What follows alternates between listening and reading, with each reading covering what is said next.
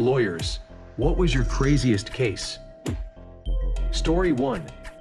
I've been practicing family law for 15 years, but nothing prepared me for this divorce case. My client discovered her husband wasn't just cheating, he was living an entirely separate life with another family 3 towns over, complete with a different name and fake job. The kicker? He'd been doing this for 8 years, maintaining 2 mortgages, 2 sets of children's school fees, and somehow keeping both wives convinced he traveled for work. When we served him papers at his other house, the second wife answered the door pregnant. The legal nightmare involved untangling assets from 2 households, determining which marriage was legally valid, spoiler, the first one, and figuring out child support for kids who didn't know their half-siblings existed. My client got the house, the car, and half his pension. The second wife, she became my next client. Story 2. 23 years as a criminal defense attorney, and I thought I'd seen everything until the case of the artistic arsonist.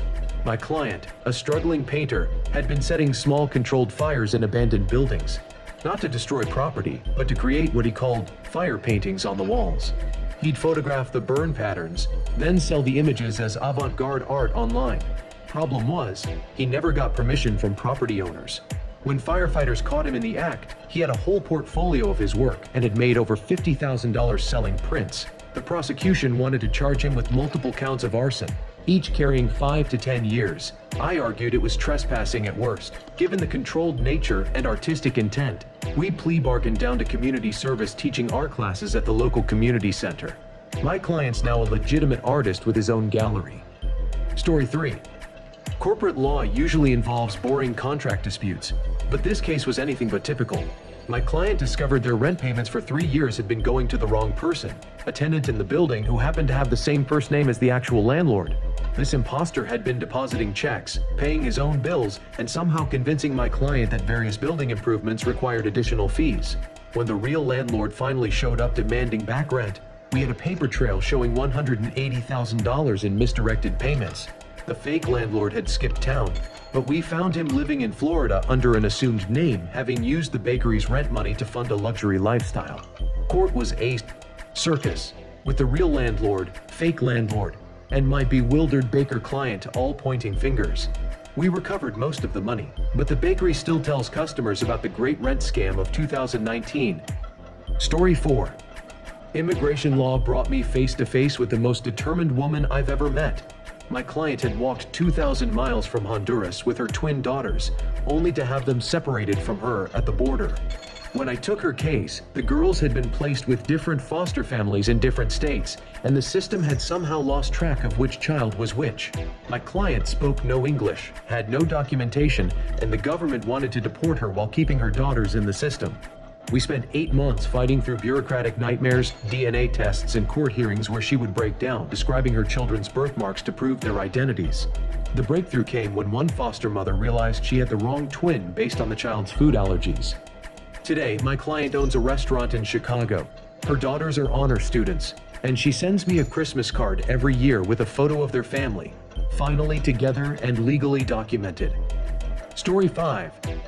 Personal injury cases are my bread and butter, but nothing compared to the woman who sued a grocery store for emotional trauma caused by a singing fish. My client claimed she suffered severe psychological distress when a motion-activated big-mouth Billy Bass mounted near the seafood counter triggered her PTSD from a childhood fishing accident.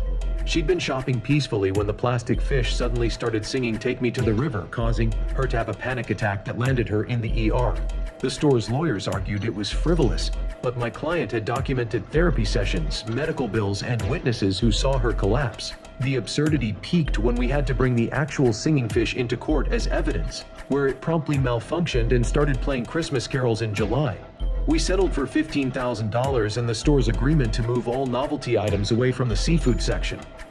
Story 6. Estate planning seemed routine until I handled the will of an eccentric millionaire. My client left his entire $12 million fortune to whichever of his 3 children could go the longest without using any form of social media. The catch? They had to prove it by submitting to monthly digital audits, living with court-appointed monitors, and couldn't even have friends post about them. His eldest daughter, a social media influencer with 500K followers, immediately hired a team of lawyers to contest the will. The middle son went off-grid entirely, moving to a cabin in Montana. The youngest daughter tried to cheat by having her boyfriend manage her accounts, but our investigators caught her. After 2 years of legal battles and monitoring, the Montana son won. By default, when his siblings couldn't resist Instagram, he used the inheritance to buy more land and now raises organic cattle, still refusing to own a smartphone. Story 7. Environmental law intersected with small-town politics when a township hired me to sue their own mayor. The mayor had been secretly dumping his septic tank into the town's main water reservoir for over a decade, thinking nobody would notice because his house was upstream from the treatment plant. Citizens started getting sick, water tests showed contamination, and an investigation revealed he'd been too cheap to pay for proper septic maintenance. The scandal deepened when we discovered he'd been charging other residents fines for minor environmental violations while poisoning the entire town's water supply. The case made national news when he showed up to court wearing a Clean Water Champion pin from his last campaign. He got 2 years in federal prison. The town got a new water system funded by his personal assets, and I got a reputation as the lawyer who took down the mayor who literally crapped on his constituents. Story 8. Intellectual property disputes get weird, but the case of the dueling food truck owners reached new levels of absurdity. Both my client and his competitor claimed to have invented the Korean-Mexican fusion burrito and were suing each other for trademark infringement. The legal battle involved taste tests, recipe analysis, and testimony from food critics about the originality of combining kimchi with beans. Both trucks were parked outside our law office during hearings, serving their disputed burritos to potential jurors. The case collapsed when we discovered both men had stolen the idea from a Korean War veteran who'd been making the same dish at VFW halls since 1952. The veteran, now 89, just laughed when we contacted him and said he was happy someone finally made money off his hangover cure. Both food truck owners now pay him a small licensing fee and proudly display his picture in their trucks. Story 9.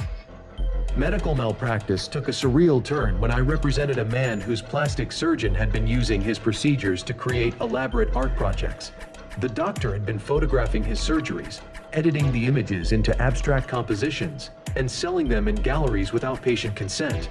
My client discovered this when his wife recognized his distinctive birthmark in a piece titled Landscape of Flesh 47 at their local art museum. The deeper we dug, the more disturbing it became. The surgeon had an entire series called Human Canvas featuring close-ups of surgical sites from hundreds of patients. The medical board was horrified, patients were traumatized, and the art world was divided about whether it was genius or gross. We settled for $300,000. The doctor lost his license, and museums worldwide now have new policies about consent for medical-themed artwork. My client used his settlement to open a food truck, joking that at least tacos don't end up in art galleries. Story 10. Contract law became a circus when I had to enforce the most unusual prenuptial agreement ever written. My clients, both circus performers, had included clauses about animal custody. They owned performing dogs, equipment sharing. She was a trapeze artist, he was a juggler, and something called creative non-compete that prevented either from using the other's signature tricks in their solo acts. When they divorced, she wanted the dogs, he wanted the trapeze equipment, and both claimed ownership of a routine they'd developed together, involving juggling while swinging through the air. The judge had no precedent for dividing circus assets, so we actually held court performances where each demonstrated their individual contributions to joint acts.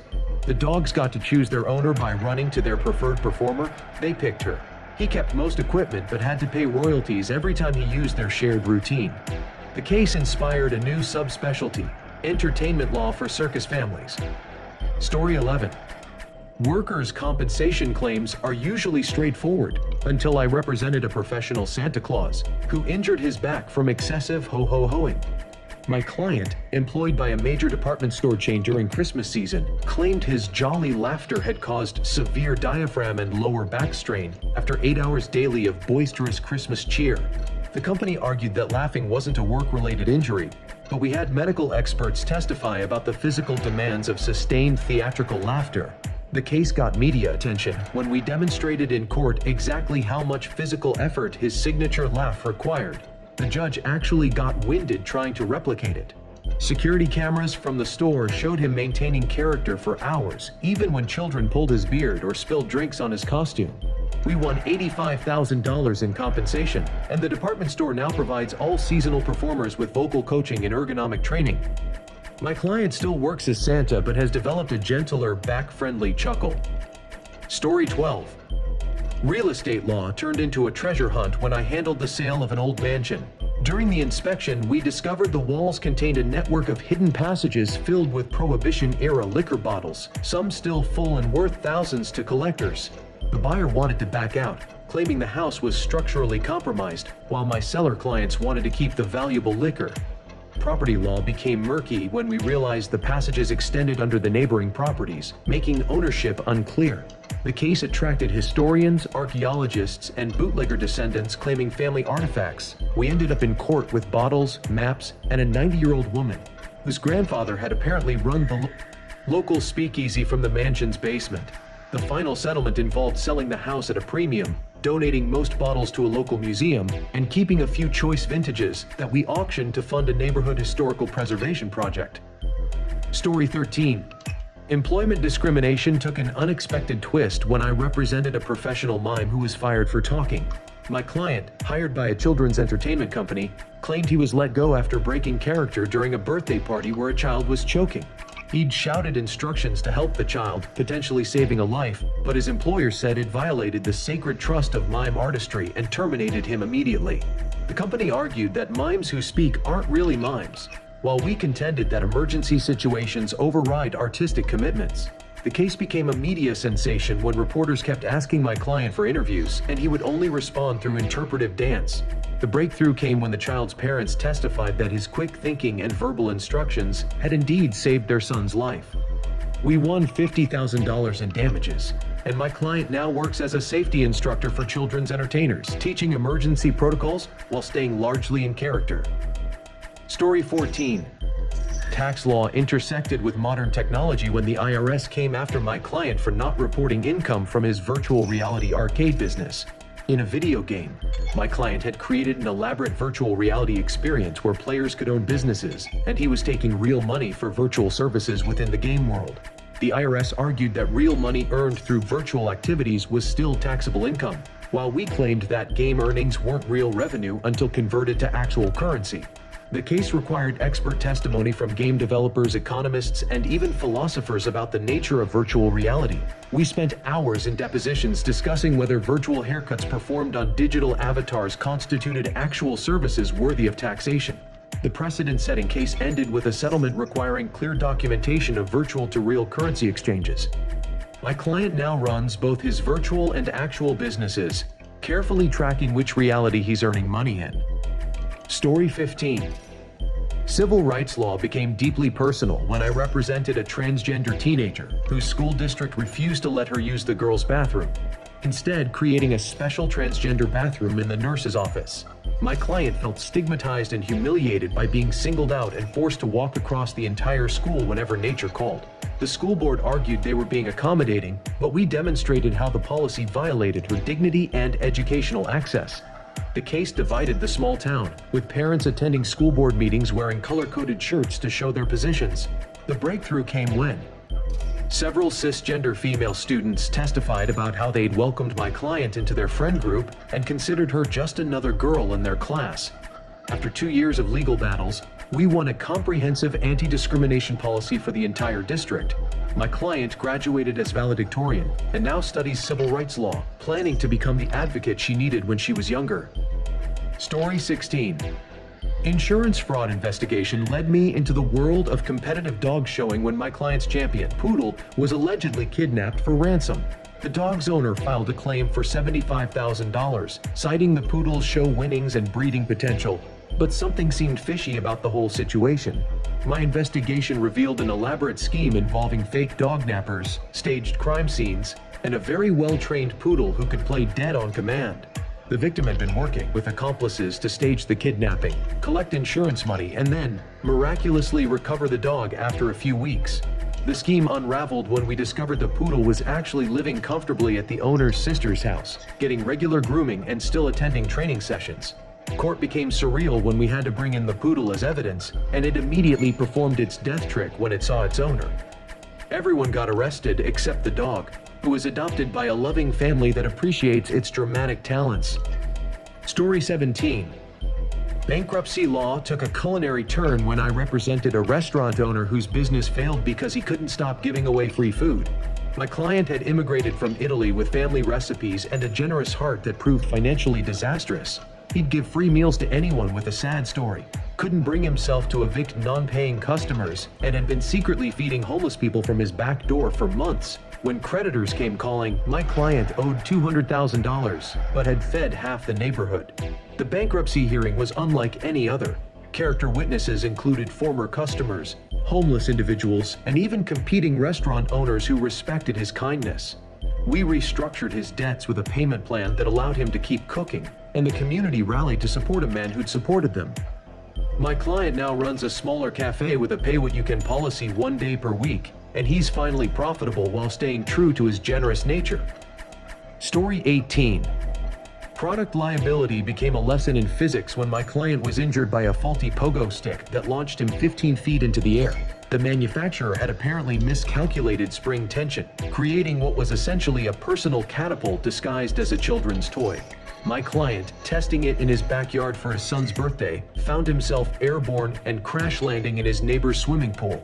The company initially claimed user error, but our engineering expert demonstrated that the pogo stick violated basic safety principles and could launch a person of any weight into dangerous heights.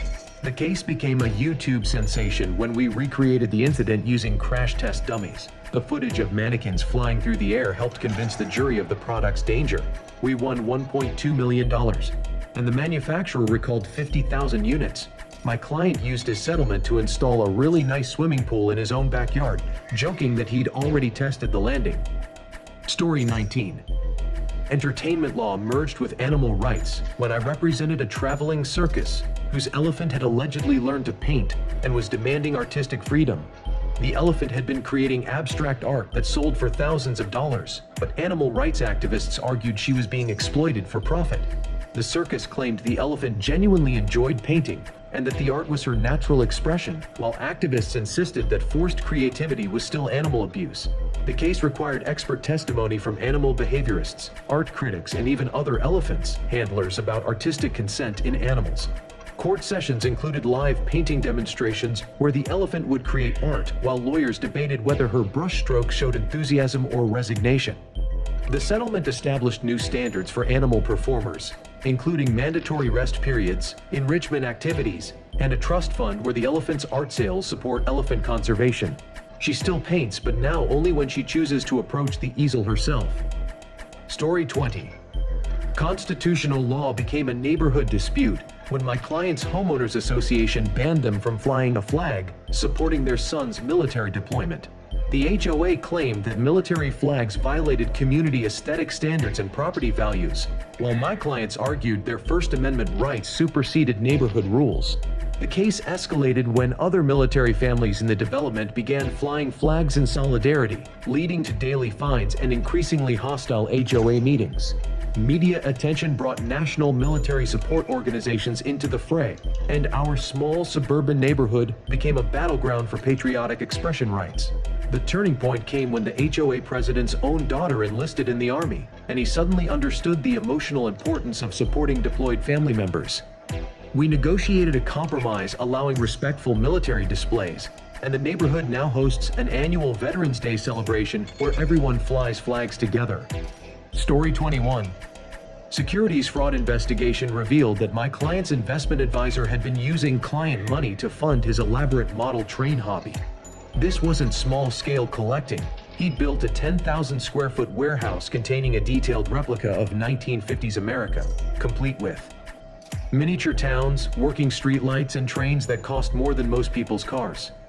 Client funds had purchased everything from tiny plastic people to custom-built locomotives, while investors thought their money was in mutual funds and bonds. The discovery came when a client visited the advisor's office and noticed an expensive train catalog on his desk, leading to questions about unusual investment strategies. FBI raids found millions of dollars worth of model trains and an elaborate fantasy world built with retirees' life savings. The advisor got 8 years in federal prison, and we recovered assets by auctioning the train collection to collectors worldwide. Some clients even bought pieces of the collection, joking that they finally got to see where their money went. Story 22. Municipal law became unexpectedly complex when my client's city decided to ban ice cream trucks because their music was contributing to noise pollution and childhood obesity. The ice cream vendors hired me to challenge the ordinance, arguing it violated their commercial, free speech, and right to make a living. City council meetings became battlegrounds between health-conscious parents and nostalgic residents who remembered chasing ice cream trucks as children. The case required expert testimony about decibel levels, nutritional content of frozen treats, and the cultural significance of ice cream truck music to American childhood. Our breakthrough argument focused on selective enforcement. The city allowed equally loud construction equipment, lawnmowers, and political campaign vehicles while targeting only ice cream trucks. We won a modified ordinance that established reasonable noise limits and operating hours but preserved the right to sell ice cream from musical vehicles. The victory parade featured every ice cream truck in the county playing their songs simultaneously in front of City Hall. Story 23. Labor law took a supernatural turn when I represented a tour guide who was fired for refusing to lie about ghost sightings on historic ghost tours. My client, hired by a popular tourist company, was expected to embellish stories and even stage fake paranormal events to entertain customers. When he insisted on sticking to historical facts without adding fictional ghost encounters, management said he was killing the magic and terminated his employment. The company argued that entertainment employees could be required to maintain fictional narratives, while we claimed that forcing someone to lie violated their personal integrity and religious beliefs. The case attracted attention from paranormal investigators, historians, and tourism boards debating the ethics of supernatural entertainment. Our winning argument centered on truth in advertising. Customers deserved to know whether they were getting historical education or fictional entertainment. The settlement required clear labeling of tour content and established workers' rights to honest presentation of historical information. Story 24. Environmental law became a battle of the birds when my client's wind farm was sued by bird-watching enthusiasts claiming the turbines were disrupting local migration patterns. The birders had documented changes in flight paths, decreased bird populations, and what they termed avian anxiety caused by turbine noise. My client argued that renewable energy benefits outweighed localized bird concerns, while environmentalists faced the awkward position of opposing green energy for environmental reasons. The case required testimony from ornithologists, acoustic experts, and climate scientists about competing environmental priorities. We spent days in court listening to bird calls and examining flight pattern charts, while protesters outside held signs supporting both birds' rights and clean energy now. The resolution involved relocating several turbines, creating bird-friendly corridors around the wind farm, and establishing a research fund studying renewable energy's impact on wildlife. The case helped develop new standards for environmentally conscious renewable energy development. Story 25. Family law reached new complexity when I handled a custody dispute involving triplets where each parent wanted custody of a different child. The parents, both teachers, claimed they could better serve each child's individual needs separately rather than keeping the siblings together. Child psychologists testified about sibling bonds versus individual attention, while the children themselves expressed mixed feelings about potentially being separated. The case challenged traditional assumptions about keeping siblings together, especially when parents seemed genuinely motivated by each child's best interests rather than spite or convenience. Court-appointed advocates spent months evaluating each family situation, while the triplets attended counseling sessions to process the unusual situation. The final arrangement involved shared custody with extended time periods so each child could develop individual relationships with both parents while maintaining sibling connections. The case influenced family law guidelines about sibling separation and individual child needs in custody decisions. Story 26. Consumer protection law met modern dating when my client sued a matchmaking service that guaranteed finding her perfect soulmate within 6 months. The company had charged $15,000 for what turned out to be poorly matched dates with men who clearly hadn't been screened properly. One date was married, another lived with his mother and collected vintage dolls, and a third spent the entire evening explaining his conspiracy theories about birds being government surveillance drones. The matchmaking service claimed that perfect was subjective and they provided the contracted number of dates, while we argued that basic screening and honest representation were implied in their service guarantee. The case revealed an industry with few regulations and wild promises that preyed on lonely people's hopes for connection. We won a settlement that included refunds for dissatisfied clients and new advertising standards requiring honest representation of success rates and screening processes. Story 27. Criminal defense took an artistic turn when I represented a graffiti artist who claimed his vandalism was actually urban beautification. My client had been tagging abandoned buildings with elaborate murals that transformed eyesores into neighborhood attractions, but property owners and city officials weren't impressed with his unauthorized improvements. The case became complicated when community members testified that his art had actually increased property values and reduced other crime in the area. Art critics evaluated his work in court, while city planners debated whether unauthorized beautification could be considered vandalism if it improved rather than damaged neighborhoods. The breakthrough came when the mayor's office proposed a legal mural program that would channel artistic talent into approved projects. My client pleaded to community service, creating legal murals, and now runs a city-sponsored program teaching art to at-risk youth. His former vandalism sites have been preserved as an official neighborhood art trail. Story 28. Corporate law became a culinary adventure when two restaurant chains sued each other over the rights to serve authentic tacos. Both companies claimed their recipes represented true Mexican cuisine, while the other served fake food that dishonored Mexican culinary traditions. The case required expert testimony from Mexican chefs, food historians, and cultural anthropologists about authenticity in immigrant cuisine.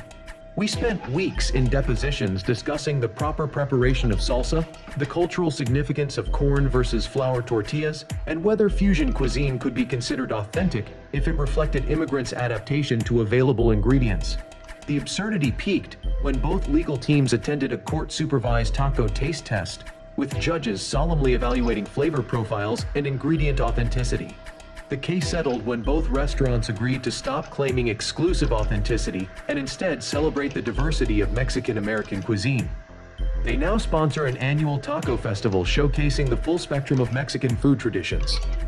Story 29. Employment law intersected with social media when my client was fired for refusing to manage her employer's Instagram account after hours. The marketing company argued that social media management was part of modern marketing roles, while my client maintained that posting company content from her personal phone at all hours violated work-life boundaries. The case highlighted the blurring lines between personal and professional time in the digital age, especially when employees were expected to use personal devices for work purposes. We documented how constant social media management was affecting her mental health, relationships, and personal time, while the company claimed she was refusing essential job duties. The settlement established new policies about after-hours work expectations. Company provided devices for social media management and clear boundaries between personal and professional online presence. The case helped establish precedents for digital work-life balance in the social media age. Story 30.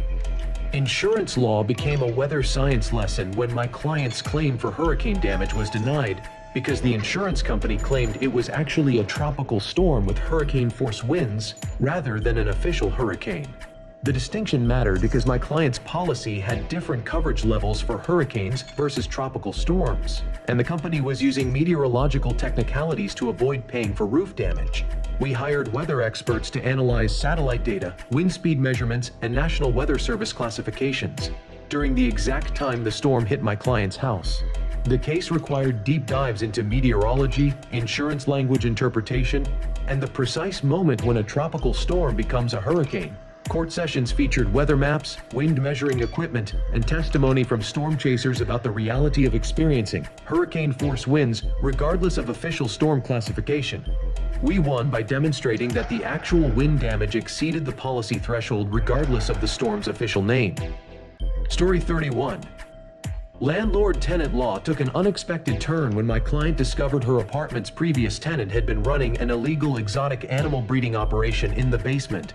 When she moved in, strange smells and occasional animal sounds led to the discovery of elaborate habitats for rare reptiles, birds, and even a small monkey that had been left behind. The landlord claimed ignorance while trying to evict my client for the pet violation, even though she'd inherited someone else's illegal zoo. Animal control officers found dozens of creatures in various stages of care, while my client faced potential liability for harboring illegal animals she didn't know existed. The case involved wildlife experts, animal welfare organizations, and insurance investigators trying to determine who was responsible for the menagerie. We successfully defended my client while ensuring proper care for the abandoned animals, many of which were rehomed to accredited facilities. The landlord now includes exotic animal inspections in his tenant screening process. Story 32.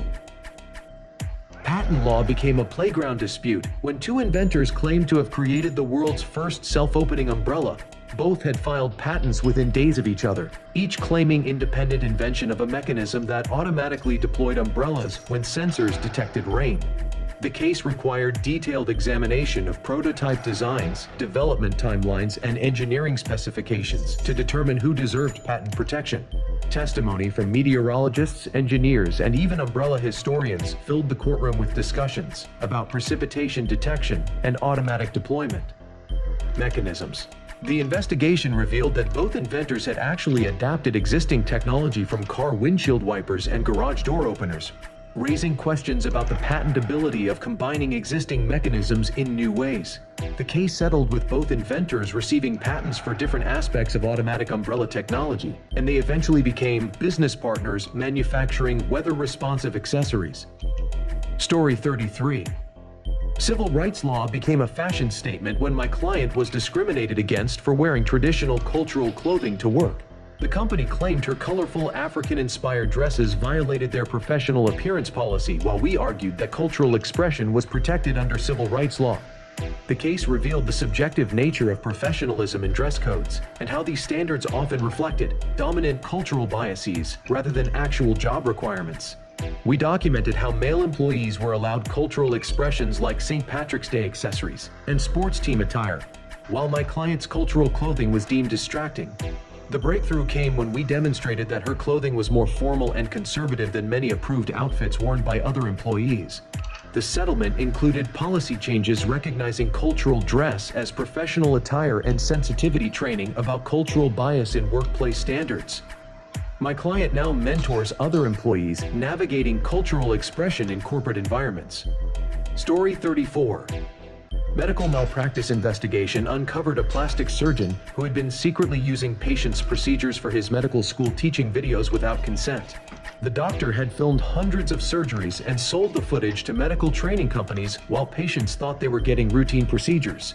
The discovery came when my client's daughter recognized her mother's distinctive tattoo in a surgery video used in her nursing school class. Investigation revealed an elaborate scheme where patients signed general consent forms that the doctor interpreted as permission to film and distribute their most private medical moments. The case involved privacy rights, medical ethics, and informed consent standards while dealing with patients' horror at learning their surgeries were being watched by strangers worldwide. We won significant settlements for affected patients and new regulations requiring explicit consent for any medical filming. The doctor lost his license and now faces criminal charges for privacy violations. Story 35. Property law became an archaeological adventure when my client's backyard renovation uncovered what appeared to be Native American artifacts. The discovery halted construction while archaeologists, tribal representatives, and government officials debated ownership and preservation of the site. My client faced potential loss of their property development rights while Native American tribes claimed cultural rights to the artifacts and burial ground. The case involved federal laws protecting indigenous cultural sites, state property rights, and local zoning regulations in a complex legal maze. Negotiations included tribal elders, university archaeologists, and federal agents while my client's dream home renovation turned into a cultural preservation project. The resolution involved creating a protected archaeological zone in part of the property while allowing limited construction in other areas. My client now lives next to an official archaeological site and has become an advocate for indigenous cultural preservation. Story 36. Defamation law met social media when my client was sued for a negative restaurant review that allegedly destroyed the establishment's reputation. The review detailed food poisoning, poor service, and unsanitary conditions, but the restaurant claimed these statements were false and designed to damage their business. The case required investigation into the actual conditions at the restaurant, medical records supporting food poisoning claims, and analysis of social media's impact on small businesses. We discovered that health department records supported many of my clients' complaints, while the restaurant had been covering up multiple health violations. The case highlighted the tension between consumers' rights to share experiences and businesses' rights to reputation protection in the digital age. We won by demonstrating that honest reviews based on actual experiences are protected speech, even when they damage business reputations. The restaurant eventually closed after additional health violations were discovered during the legal investigation. Story 37. Contract enforcement became a battle of wills when I had to hold a billionaire to his promise to donate his fortune to charity upon death. His heirs challenged the will, claiming their father was mentally incompetent when he signed away their inheritance, while charitable organizations fought to uphold his final wishes. The case involved psychiatric evaluations, testimony from nurses and doctors, and analysis of the billionaire's mental state during his final years. Family members presented evidence of erratic behavior and confusion, while charities showed documented evidence of his long-standing philanthropic intentions and careful legal planning. Private investigators uncovered family attempts to manipulate the elderly man's final decisions while he struggled with dementia. The case lasted 3 years and involved dozens of lawyers, ultimately upholding most charitable bequests while providing modest inheritances for family members. The precedent reinforced protection for elderly people's charitable intentions against family challenges. Story 38. Education law became a technological debate when my client's son was suspended for hacking the school's computer system to change his lunch menu preferences. The teenager had simply figured out how to access the meal selection portal and switch from regular lunch to vegetarian options without going through the official process. School administrators claimed this was unauthorized computer access and potentially criminal behavior, while we argued that improving lunch choices hardly constituted hacking.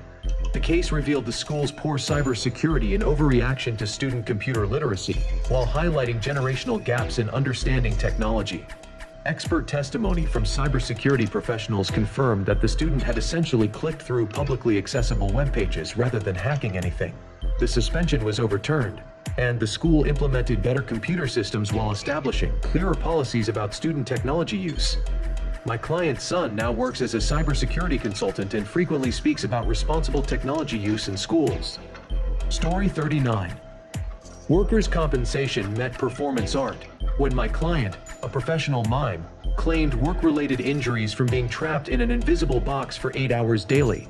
The repetitive strain of pressing against imaginary walls had caused real shoulder and wrist damage, but the insurance company argued that injuries from pretend activities couldn't be compensated as real workplace hazards. The case required medical experts to explain how imaginary movements could cause actual physical damage, while we documented the intense physical demands of professional mime work.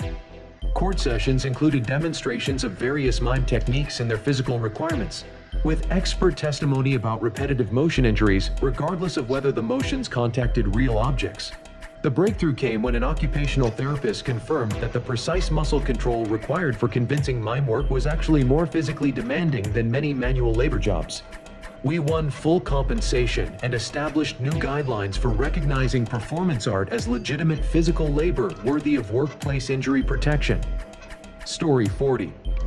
International law became a family drama when my client discovered she'd been unknowingly married to 3 different men in 3 different countries. Each husband believed he was her only spouse, while she'd been maintaining separate lives and identities across continents for over a decade. The legal nightmare involved determining which marriages were valid, how to handle immigration status in multiple countries, and untangling assets spread across 3 nations. Investigation revealed an elaborate scheme where my client had been essentially living 3 separate lives, complete with different names, backgrounds, and even different claimed nationalities. The case required coordination with lawyers in multiple countries while dealing with immigration authorities, divorce courts, and potential criminal charges for bigamy and identity fraud. The resolution involved extensive legal proceedings in each country, with my client ultimately choosing one identity and legal marriage while dissolving the others. She now lives quietly under her real name, having given up her elaborate multiple identity lifestyle. Story 41. Sports law became a custody battle when my client's divorce involved determining who got custody of their shared racehorse. The horse, a champion thoroughbred worth over $500,000, had been trained and cared for by both spouses throughout their marriage. The case required expert testimony from horse trainers, veterinarians, and equine behavioral specialists about what arrangement would be best for the animal's well-being. Unlike child custody, there were no established precedents for determining equine best interests, so we had to develop entirely new legal arguments about animal welfare in divorce proceedings. The judge visited the stables, observed both parties interacting with the horse, and consulted with animal behavior experts about attachment and stress indicators. The final decision awarded primary custody to my client with visitation rights for the ex-spouse during racing season. The case established new precedents for high-value animal custody in divorce proceedings. Story 42. Antitrust law became a maple syrup mystery when small Vermont producers accused a large corporation of monopolistic practices in the syrup market. My clients, family-owned sugar houses, claimed the corporation was buying up competitors, controlling distribution, and manipulating prices to drive traditional producers out of business. The case required deep investigation into syrup production, distribution networks, and pricing strategies across New England. Expert testimony from agricultural economists, maple syrup graders, and forestry specialists painted a picture of an industry being transformed by corporate consolidation. The corporation argued they were simply more efficient, while we demonstrated predatory pricing and exclusionary contracts that prevented small producers from accessing markets. Court sessions included maple syrup tastings to establish quality differences between mass-produced and artisanal products. We won significant settlements for affected producers and new regulations protecting small-scale agricultural businesses from monopolistic practices. Vermont's maple syrup industry now has stronger protections for traditional producers. Story 43. Aviation law took an absurd turn when my client was sued by his neighbor for operating an illegal airport in his backyard. My client, a retired airline pilot, had built a grass runway and small hangar for his personal ultralight aircraft, which he'd been flying recreationally for years. The neighbor claimed the flights constituted commercial airport operations requiring FAA approval and local zoning variances. The case involved analyzing FAA regulations about private versus commercial airfields, local zoning laws about residential aviation, and noise ordinances about acceptable sound levels. We documented how ultralight aircraft were legally distinct from conventional planes and fell into different regulatory categories. The neighbor's complaint was complicated by the fact that he'd only started objecting after my client refused to sell his property for development. Expert testimony from aviation lawyers, pilots, and FAA representatives clarified the legal distinction between private recreational flying and commercial airport operations. We won the case, establishing clearer guidelines for residential aviation enthusiasts throughout the county. Story 44. Construction law became an architectural puzzle when my client hired a contractor to build a house, but the contractor built it 3 feet to the left of where it was supposed to be. The error wasn't discovered until the house was completely finished, at which point the contractor claimed it didn't matter since it was still on my client's property. The problem was that the misplacement violated setback requirements, encroached on easements, and interfered with planned landscaping and driveway placement. The case involved surveyors, architects, and construction experts debating whether the house could be physically moved or needed to be demolished and rebuilt. Engineering assessments concluded that moving the house would cost nearly as much as rebuilding it, while the contractor refused to accept responsibility for the error. We ultimately settled with the contractor paying for extensive property modifications, easement negotiations with neighbors, and zoning variance applications. My client got to keep their house, but the driveway curves awkwardly around it as a permanent reminder of the construction error. Story 45. Pension law became a gender rights case when my client discovered her pension payments were calculated differently than male colleagues who'd worked the same jobs for the same time periods. The company used actuarial tables that assumed women would live longer and therefore calculated lower monthly payments to ensure the same total lifetime payout. My client argued this was sex discrimination that penalized women for their longevity, while the company claimed they were using standard actuarial practices recognized throughout the insurance industry. The case challenged fundamental assumptions in pension calculations and attracted attention from women's rights organizations nationwide. Expert testimony from actuaries, economists, and discrimination scholars debated whether statistically based differential treatment constituted unlawful discrimination. We won a landmark decision requiring equal monthly payments regardless of gender, fundamentally changing how many pension plans calculate benefits. My client received back pay for years of reduced benefits and inspired pension reform, affecting millions of women nationwide.